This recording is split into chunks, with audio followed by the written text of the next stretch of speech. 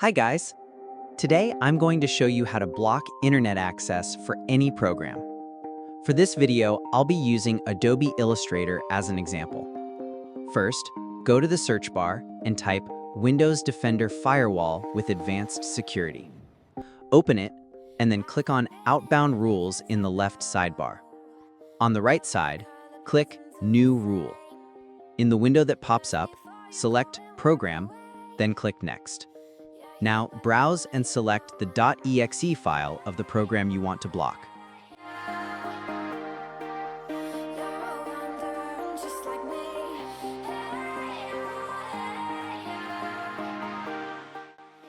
After that, click Next, then choose Block the Connection and click Next again.